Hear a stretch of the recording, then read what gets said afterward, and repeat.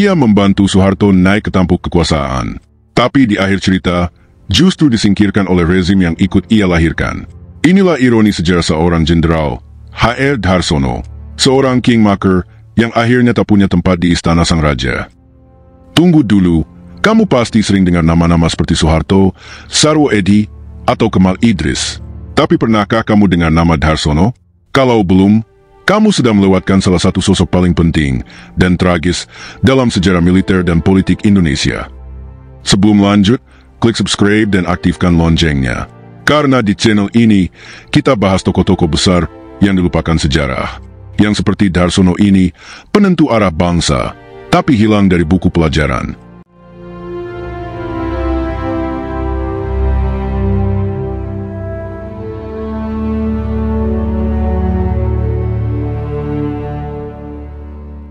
Mayor Jenderal H.R. D'Arsono bukan perwira biasa. Ia adalah satu dari segelintir tentara yang berada di jantung pergolakan politik Indonesia pada pertengahan abad ke-20.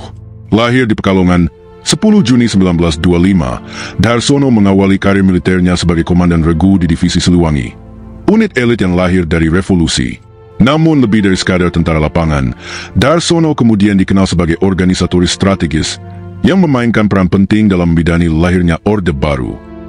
Kiprah militer, anti-komunis sejak dini. D'Arsono bukan hanya perwira tangguh di medan perang, tetapi juga sosok yang sejak awal mengidentifikasi komunisme sebagai ancaman nyata terhadap negara dan militer. Pandangan ini bukan terbentuk tiba-tiba, melainkan berakar pada pengalaman langsung di lapangan, terutama saat ia terjun dalam operasi penumpasan pemberontakan PKI Madiun tahun 1948. Ketika pemberontakan meletus, D'Arsono masih muda, tapi sudah menjadi komandan Batalion Brigade Siliwangi, salah satu unit tempur paling disegani di tubuh Tentara Republik Indonesia. Bersama pasukannya, ia ditugaskan untuk menghadapi gerakan bersenjata yang dipimpin Musso dan Amir Syarifuddin. Operasi ini bukan sekadar operasi militer biasa, tetapi menjadi semacam ujian ideologis. Apakah Tentara Republik akan berdiri tegak menjaga pemerintahan sipil, atau ikut terseret dalam percaturan ideologi kiri yang saat itu tengah mengakar di sejumlah wilayah Indonesia? Pengalaman ini membentuk cara pandang D'Arsono terhadap ancaman komunisme. Bagi banyak perwira Angkatan Darat generasi awal, pemberontakan PKI tahun 1948 meninggalkan luka dan trauma ideologis. Hal ini kemudian menjelma menjadi doktrin internal, bahwa komunisme bukan hanya musuh politik, tetapi musuh eksistensial bagi keutuhan republik dan militer itu sendiri. D'Arsono adalah produk dari doktrin ini dan juga salah satu pelaksana utamanya.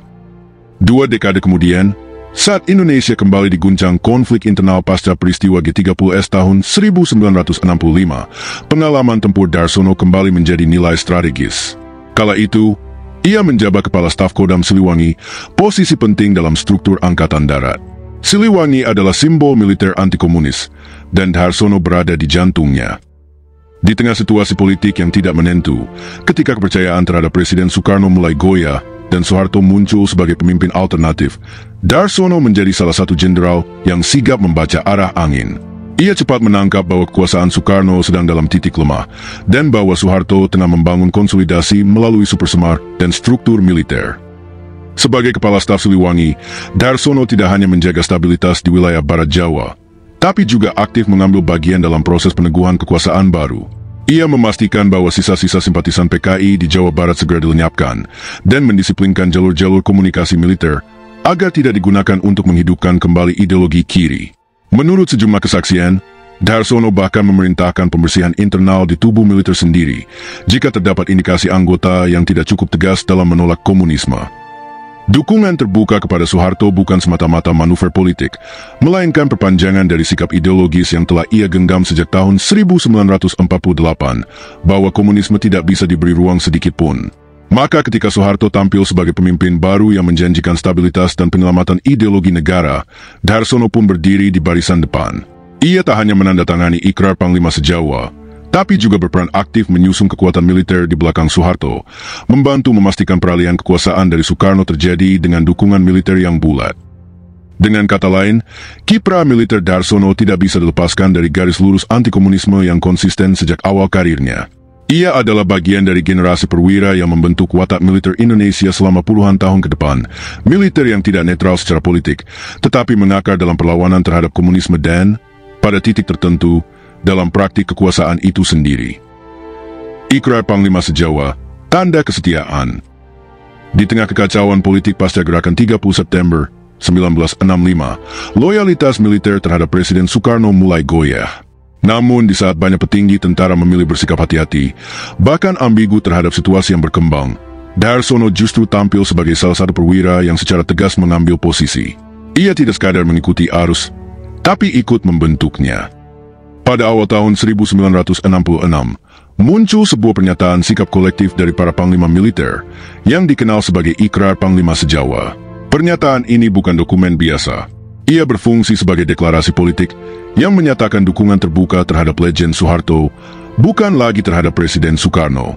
Dengan kata lain, ini adalah semacam pengalihan kesetiaan yang sah, terang-terangan, dan terkoordinasi.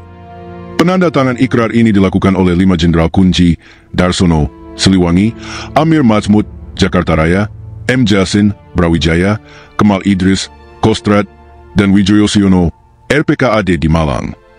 Mereka adalah para panglima komando utama di Pulau Jawa, jantung kekuasaan militer Indonesia.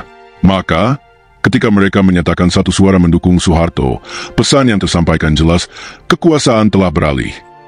Menurut pengamat militer dan politik Salim Said, Ikrar Panglima Sejawa adalah tonggak yang menunjukkan bahwa perubahan kekuasaan dari Soekarno ke Soeharto bukan hanya proses administratif melalui supersemar, tapi juga kudeta kultural politik yang didorong oleh struktur militer. Ini bukan sekadar transfer mandat, tapi transformasi ideologis.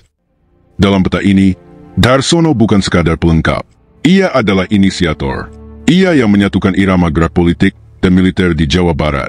Perannya tidak dilakukan dengan pengerahan pasukan seperti Kemal Idris atau operasi lapangan seperti Sarwo Edi, melainkan lewat langkah strategis, membangun blok perwira yang solid, memobilisasi dukungan organisasi, dan memastikan bahwa markas Kodam Siliwangi tidak menjadi benteng loyalis Soekarno, tapi justru jadi pusat gerakan anti-Soekarno. Menurut Ul Sundasen dalam The Road to Power, The Indonesian Army and Politics, 1945-1967, Darsono bahkan secara eksplisit menyatakan bahwa divisi Siliwangi tidak akan mempertahankan Presiden Soekarno karena dinilai telah gagal sebagai pemimpin politik. Ini adalah pernyataan frontal, terutama dalam konteks budaya militer Indonesia yang selama ini menjunjung loyalitas terhadap kepala negara sebagai panglima tertinggi. Ikrar tersebut tak ubahnya sebuah fatwa militer yang menandai perubahan zaman. Para panglima tidak hanya menyatakan kesetiaan pada Soeharto, tetapi sekaligus menarik mandat dari Soekarno. Dalam politik, hal semacam ini adalah momen kritis, titik ketika wibawa kekuasaan benar-benar berpindah, bukan melalui pemilu atau sidang MPR, tapi melalui kehendak militer. Namun, langkah ini juga menjadi pertaruhan. Andaikan Soeharto gagal mengonsolidasikan kekuasaan, para penandatangan ikrar bisa saja dianggap pengkhianat atau makar. Itulah yang menunjukkan bahwa sikap Darsono dan koleganya bukan sekadar oportunisme, melainkan pilihan ideologis dan strategis yang berani. Mereka tidak hanya bertaruh jabatan, tapi juga reputasi dan, pada titik tertentu, keselamatan mereka sendiri. Yang menarik, ikrar Panglima Sejawa tidak pernah diungkap secara luas kepada publik saat itu. Ini bukan karena sifatnya rahasia, tetapi karena ia menjadi bagian dari politik di balik layar yang lazim dijalankan Orde Baru. Tindakan diambil terlebih dahulu, legitimasi dijelaskan belakangan. Maka, ketika Supersemar terbit dan Soeharto mulai mengambil alih kendali, struktur militer di Pulau Jawa, berkat ikrar ini, sudah sepenuhnya di bawah kendalinya. Peran Darsono dalam ikrar ini memperkuat posisinya sebagai salah satu dari 3 kingmaker Orde Baru, sebagaimana disebut Salim Said. Jika Kemal Idris adalah tangan kanan yang mengerahkan pasukan Kostrad, dan Sarwo Edi adalah algojo lapangan yang menggerakkan RPKAD dalam pembersihan PKI, maka Darsono adalah arsitek. Ia merancang, mengatur, dan menjamin bahwa basis kekuatan militer di Jawa Barat tidak keluar dari garis dukungan terhadap kekuasaan baru. Namun, seperti sejarah seringkali membuktikan, mereka yang membantu membangun kekuasaan tak selalu ikut menikmati hasilnya. Dan bagi Darsono, ikrar ini hanyalah awal dari perjalanan panjang dan berliku bersama rezim yang kelak justru menyingkirkannya. Naik daun bersama Soeharto. Tahun 1966 menjadi momen krusial dalam karir militer HR Darsono. Setelah menjadi salah satu arsitek lahirnya rezim baru, ia tidak dibiarkan berdiri di pinggir panggung. Sebagai bentuk penghargaan sekaligus pengukuhan posisi politiknya dalam tatanan baru, Legend Soeharto mengangkat Darsono sebagai Panglima Kodam Siliwangi, salah satu komando terkuat dan paling strategis dalam struktur Angkatan Darat. Pengangkatan ini bukan hanya bentuk balas budi dari Soeharto, tetapi juga penanda arah politik militer di bawah kendali Orde Baru. Darsono menggantikan Mayor Jenderal Ibrahim Adji, perwira yang selama ini dikenal dekat dan loyal kepada Presiden Soekarno. Artinya, ini bukan hanya soal pergantian jabatan, tetapi simbol pergeseran ideologis dari militer yang dulu menghormati Soekarno menjadi militer yang kini sepenuhnya berada di bawah garis politik Soeharto. Namun posisi ini datang dengan beban politik yang tak ringan. Sebagai Panglima Siliwangi, Darsono tidak hanya diminta mengamankan wilayah Jawa Barat secara militer, tetapi juga menjalankan agenda politik Orde Baru, membersihkan pengaruh Soekarno dari ruang publik dan hati rakyat. Salah satu kebijakan paling kontroversial yang ia ambil adalah melarang masyarakat Jawa Barat untuk menemui atau menerima kunjungan dari Bung Karno. Larangan ini praktis menjadikan Soekarno sebagai tahanan politik yang dibungkam di negerinya sendiri, bukan melalui persidangan, tapi lewat batasan sosial yang sistematis dan legal. Kebijakan tersebut mengacu pada TPMPRS 33 tahun 1967 yang secara resmi mencabut kekuasaan politik Soekarno dan melarangnya terlibat dalam kegiatan politik apapun. Namun implementasinya di Jawa Barat jauh lebih keras. Pangdam Siliwangi saat itu, yakni Darsono, memerintahkan aparat militer dan pemerintah sipil untuk memutus semua akses komunikasi Bung Karno dengan rakyat. Menurut sejarawan Asfi Warman Adam, kebijakan ini adalah bagian dari strategi sistematis Orde Baru untuk memutus secara total hubungan emosional dan simbolik antara rakyat Indonesia, khususnya di Jawa, dengan figur Soekarno. Bung Karno saat itu masih sangat dicintai oleh banyak kalangan.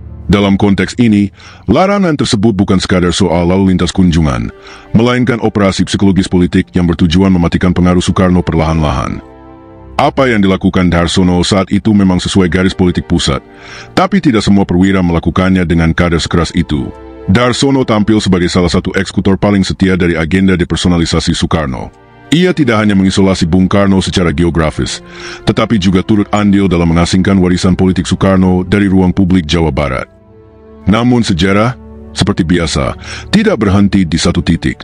Tahun-tahun berlalu, dan arus balik refleksi mulai mengemuka. Setelah tidak lagi menjabat dan berada di luar lingkar kekuasaan, Darsono menyadari bahwa kebijakan tersebut meninggalkan luka, bukan hanya pada keluarga Bung Karno, tapi juga pada sejarah bangsa. Dalam satu kesempatan, ia secara pribadi menyampaikan permintaan maaf kepada keluarga Bung Karno atas peran dan kebijakan keras yang pernah ia jalankan.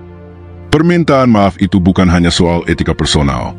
Ia mencerminkan satu hal yang lebih dalam, bahwa bahkan seorang jenderal, dengan segala atribut kekuasaan dan keyakinan masa lalu, pada akhirnya bisa bersimpuh di hadapan sejarah. Menyadari bahwa dalam pertarungan kekuasaan, yang sering dikorbankan adalah martabat kemanusiaan dan warisan bangsa. Politik balas jasa yang sementara. Tak lama setelah Soeharto naik ke tampuk kekuasaan dan memulai penataan Orde Baru, satu persatu tokoh yang sebelumnya memainkan peran krusial dalam mengantar kekuasaan itu, justru disingkirkan secara halus. HR Darsono adalah salah satunya. Seorang loyalis awal, seorang pengatur strategi, seorang panglima yang menjalankan garis keras Orde Baru di masa-masa genting. Semua jasa itu, ternyata, tidak menjamin tempat abadi dalam lingkar kekuasaan Soeharto. Ironi ini bukan kebetulan, melainkan pola. Seperti dua kingmaker lainnya, Sarwo Edi Wibowo dan Kemal Idris, Darsono menjadi korban dari apa yang disebut banyak pengamat sebagai politik paranoia Orde Baru. Dalam sistem yang dibangun Soeharto, siapapun yang memiliki rekam jejak terlalu kuat, potensi terlalu besar, atau pemikiran yang terlalu mandiri, cenderung dianggap ancaman laten, meski sebelumnya sangat berjasa. Penyingkiran ini dibungkus dengan cara yang tampak elegan, penempatan ke pos diplomatik luar negeri. Tahun 1969, Darsono ditugaskan sebagai Duta Besar Indonesia untuk Thailand. Di permukaan, ini tampak seperti bentuk kepercayaan dan penghormatan negara terhadap perwira tinggi yang telah mengabdi. Namun dalam konteks politik Orde Baru, penugasan seperti ini adalah bentuk pengasingan terselubung. Dikirim jauh dari pusat kekuasaan, tanpa akses langsung terhadap dinamika politik nasional, berarti dimatikan secara perlahan dari panggung kekuasaan. Kemal Idris mengalami hal serupa, ditempatkan sebagai atase militer di luar negeri. Sarwo Edi pun dijauhkan secara perlahan, meski tetap diberi jabatan. Ini bukan hanya politik balas jasa, tetapi lebih tepat disebut politik balas jasa yang habis masa pakainya. Begitu peran mereka dalam transisi kekuasaan dianggap selesai, mereka menjadi beban yang harus dijaga jaraknya. Strategi ini mencerminkan satu prinsip utama dalam kekuasaan Soeharto, Stabilitas di atas segalanya, bahkan jika itu berarti harus menyingkirkan rekan seperjuangan sendiri. Loyalitas tidak dihitung sebagai komitmen jangka panjang, tetapi sebagai alat yang hanya berlaku selama dibutuhkan. Begitu seseorang menunjukkan tanda-tanda berpikir sendiri, memiliki daya pengaruh terlalu luas, atau tidak sepenuhnya bisa dikendalikan, maka satu-satunya jalan adalah menjauhkan mereka. Darsono tak luput dari perlakuan ini. Meski ia tidak pernah secara terbuka memberontak terhadap Soeharto, reputasinya sebagai jenderal yang cerdas, tegas, dan punya keberanian mengambil posisi politik di masa lalu membuatnya tetap dipandang dengan curiga. Dan benar saja, kelak setelah tak lagi menjabat dan bebas dari tekanan struktur militer, Darsono mulai menunjukkan sikap-sikap kritis terhadap jalannya pemerintahan Orde Baru.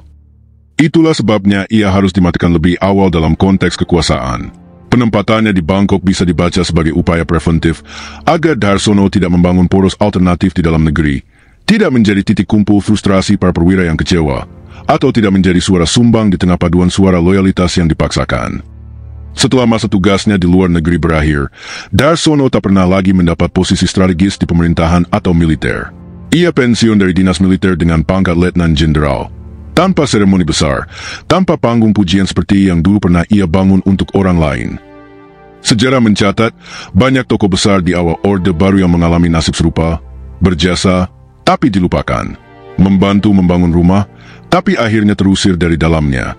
Dalam konteks ini, Darsono bukan pengecualian, tetapi justru potret paling khas dari bagaimana Soeharto memperlakukan kawan seperjuangan yang sudah dianggap tak lagi dibutuhkan. Jenderal yang berani berbeda. Namun kisah Darsono belum usai. Setelah pensiun dari dunia militer dan diplomasi, ia tidak sepenuhnya bungkam. Dalam dekade berikutnya, ia justru muncul sebagai salah satu perwira purnawirawan yang kritis terhadap rezim Orde Baru. Apa yang bisa dipetik dari kisah Darsono? Barangkali ini, dalam politik kekuasaan, jasa besar sekalipun tidak menjamin tempat abadi. Bahkan seorang kingmaker pun bisa ditendang keluar dari istana yang ia bantu bangun. Kalau kamu merasa sejarah seperti ini penting untuk terus diangkat, kisah tokoh-tokoh yang dilupakan atau disingkirkan, dukung kami dengan subscribe, like, dan share video ini ke temanmu. Dan tulis di komentar, siapa lagi tokoh sejarah Indonesia yang kamu rasa tidak mendapatkan tempat yang layak dalam ingatan kita?